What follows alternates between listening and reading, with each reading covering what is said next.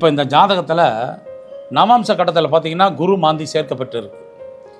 குரு 11ஆம் இடத்து அதிபதி, குரு 8 குடையவன், இதோட மாந்தி சேர்ந்துருக்கு. இப்போ இந்த திருமணங்கிற விஷயம் எப்படி நடக்கும் அப்படிங்கிறது சொன்னோன்னா, இந்த ஜாதகனுக்கு இப்போ சனி தசை, சனி புத்தி. இந்த சனி தசை ரிஷப லக்கணத்துக்கு சனி ஒருவர் தான் முழு யோகாதிபதி. அந்த யோகாதிபதி ராசியில் உச்சம் பெற்று நவாம்சத்தில் குருவோட வீட்டில் இருக்கார். அப்போ இங்கே ராசியில் உச்சம் பெறுதுன்னா யார் சாரத்தில் இருக்கார்? ராகு சாரம் அப்படிங்கிற விஷயத்தில் சுவாதி 4ஆம் பாதம் அப்படிங்கிற இடத்துல இவர் இருக்கார். அப்போ இந்த சனி யோக சனி லக்னத்தையும் கலஸ்தர காரகனையும் 7ஆம் இடத்து அதிபதி சனியையும் தொடர்பு கொள்வதும் 4ஆம் வீட்டு அதிபதி சூரியனை தொடர்பு கொள்வதும் இந்த ஜாதகனுக்கு விசேஷம். அப்போ இந்த ஜாதகனுக்கு திருமணம் இந்த காலத்துக்குள்ள நடக்கும். அதே சமயத்தில் தந்தைக்கு பாதிப்பை ஏற்படுத்தும். தந்தை மரணம் அடைஞ்ச பின்னாடி கூட இவருக்கு கல்யாணம் நடந்துடலாம். இல்லை, இவர் கல்யாணம் நடந்தோடனே சில காலத்தில் தந்தை பாதிப்படையலாம். இந்த விதி மாறாது. இந்த இது நடந்தோடனே உங்களுக்கு அதை விளக்கத்தோடு நான் சொல்கிறேன். ஆனால் வாழ்க்கையில் பாதிக்கப்பட்ட பெண் தான். இந்த பாதிக்கப்பட்ட பெண்ணை கன்னி பெண்ணாக வராது. தன் இனம் இல்லை, தான் ஜாதி இல்லை, வேறு ஜாதியில் கல்யாணம் பண்ணலாம். இல்லை வேறு வாழ்க்கையில் பாதிக்கப்பட்ட பெண்ணாக நிச்சயமாகி நின்று போனது, கல்யாணமாகி டிவோர்ஸ் ஆனது, கணவர் இல்லாதது, இந்த மாதிரி அமைப்புள்ள ஜாதகமே உள்ள மனைவியை இந்த ஜாதகருக்கு கிடைப்பாள் அப்படிங்கிறது. இது நிச்சயமாக மாறாது. இந்த மாதிரி இப்போ சனி தசையாச்சே, இந்த சனி தசையில் எப்படிங்க இவருக்கு கல்யாணம் நடக்கும் அப்படின்னு கேட்டுக்கிட்டிங்கன்னா, சனி ஒருவர் தான் இந்த லக்னத்துக்கும் முழு யோகாதிபதி, தர்ம கர்மாதிபதி யோகம் உள்ள ஜாதகர். அவர் ராகுவோட இருக்கார், ராகு சந்திரனோட இருக்கார். அப்போ இந்த ராகுவும் சனியும் நன்மை செய்யக்கூடிய இடத்துல தான் இருக்காங்க இவர்களுக்கு. அதனால் இப்போ இந்த காலகட்டத்தில் இவருக்கு இந்த அமைப்பு நடக்கும். ஆனால் இவருடைய தந்தை இன்னும் இருக்கிறார். அவருக்கு இப்போ வயசு அப்படின்னு கேட்டிங்கன்னா 49, 55, 75 வயசு. அப்போ இந்த தந்தைக்கு 75 வயது, அவர் இன்னும் இருக்கார். ஆனால் கொஞ்சம் உடலெல்லாம் கொஞ்சம் பாதிக்கப்பட்டிருக்கார். 7, 8, 9 பாக்கியாதிபதியே ராகு சாரத்தில் இருக்கார். 7ஆம் இடத்து 7ல் கேது இருந்து 9ஆம் வீட்டை பார்க்குறாங்க. இந்த 9ஆம் வீட்டு அதிபதி ராகுவோட சாரம். ஒரு மனிதனுக்கு முதல் பாக்கியம் கல்வி, தாய் தகப்பன், அந்த பாக்கியம் இவருக்கு இருக்குது. கல்வி ஓரளவுக்கு உண்டு. இந்த புதன் 2ல் இருக்குங்க, வர்க்கோத்தமம் பெற்றிருக்கு. 2ஆம் இடமும் 5ஆம் இடமும் பூர்வீகம் ஓரளவுக்கு தான் உண்டு. 2ஆம் இடம் புதன் மத்திம கல்வி. கல்வினா ஒரு டிகிரி பட்டப்படிப்பு, வருமானம் சுமார் தான். ஒன்றும் நல்ல உத்தியோகம், கவர்மெண்ட் நல்ல பெரிய உத்தியோகத்தெல்லாம் கிடையாது. அதே மாதிரி உத்தியோகஸ்தானம் ராகு சாரத்தில் இருக்கிறதுனால உத்தியோகஸ்தானமும் இவருக்கு திருப்தி இல்லை. உத்தியோகஸ்தானத்தை செவ்வாய் 1, 2, 3, 4 8ஆம் வீட்டுக்கு செவ்வாய் பார்வை. இந்த 8ஆம் வீட்டை செவ்வாய் பார்த்தா அந்த திசையெல்லாம் இளமையிலே இவருக்கு முடிஞ்சு போச்சு. செவ்வாய் திசைக்கு அடுத்தது குரு தசை, அதுவும் முடிஞ்சிடுச்சிங்க. அதற்கு அடுத்தது இந்த ஜாதகருக்கு ராகு குரு எல்லாம் முடிஞ்சு இப்போ சனி தசை ஆரம்பம். 8 குடையவன் குரு தசை முடிஞ்சு போச்சு. அப்போ இந்த குரு தசையில் இவருக்கு ஏன் கல்யாணம் நடக்கலை? அதுவும் கிடையாது. ஆனால் இப்போ இந்த ஜாதகனுக்கு பாக்கியாதிபதி தசாபுத்தி, பாக்கியாதிபதி தசாபுத்தி.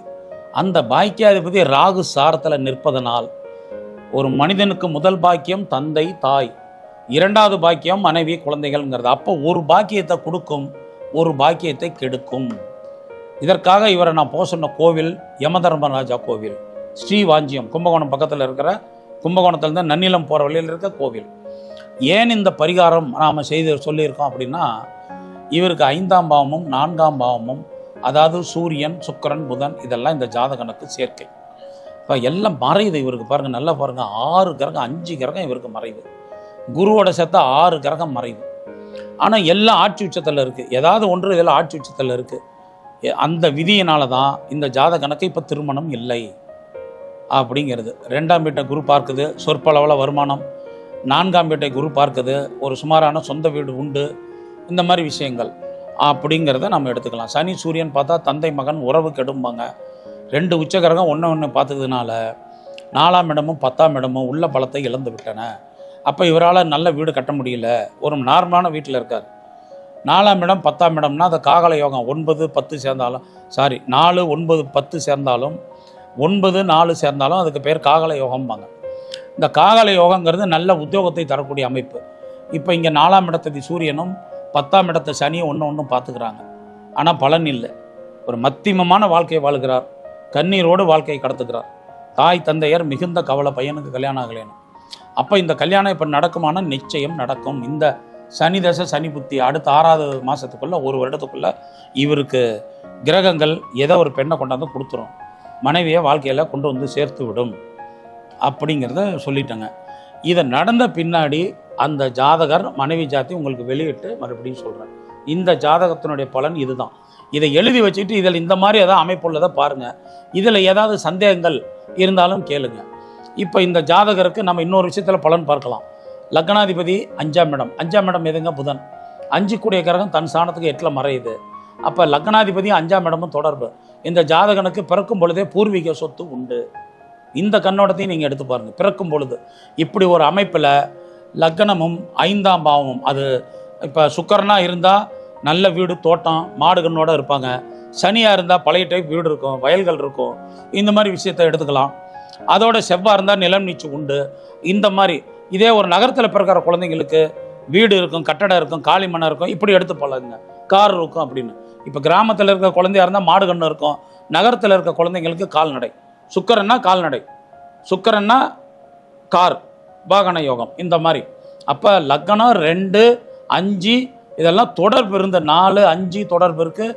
தர்ம கர்மாதிபதி யோகம் இருக்குது, காகல யோகம்னு சொல்லக்கூடிய இத்தனை யோகம் இருந்து எதுவுமே ஏன் செயல்படலை அப்படிங்கிறத தான் நாம் எடுத்துக்கணும். எல்லாம் மறைவு ஸ்தானங்கள், எல்லாம் மறைவு பட்டுருச்சு. பிற்பகுதி யோகத்தை தரும். கல்யாணம் நடக்குமான நிச்சயம் கல்யாணம் நடக்கும். அது நடந்த பின்னாடி அந்த தேதி காலகட்டத்தெல்லாம் சொல்கிறேன். நான் இப்போ முன்னாடிலாம் தேதி சொல்லவே முடியாது, ஆனால் என்னுடைய கணிப்புப்படி இந்த தேதிக்குள்ளே நடந்துடலாம். அதிகபட்சம் அடுத்த செப்டம்பருக்குள்ளே நிச்சயம் திருமணம் நடந்துவிடும் அப்படிங்கிறது இந்த ஜாதக பலன். இதை நீங்கள் எடுத்துக்கிட்டு ஆராய்ச்சி பண்ணி பாருங்கள். இந்த கோணத்தில் எல்லாம் பண்ணி பாருங்கள். இது ஒரு உதாரண ஜாதகம். அடுத்தது இப்போ இன்னொரு உதாரண ஜாதகத்தை உங்களுக்கு போட்டு காமிக்கிறேன். அதில் என்ன குறைங்கிறதையும் நீங்கள் இப்போ உங்களுக்கு விளக்கமாக சொல்கிறேன்.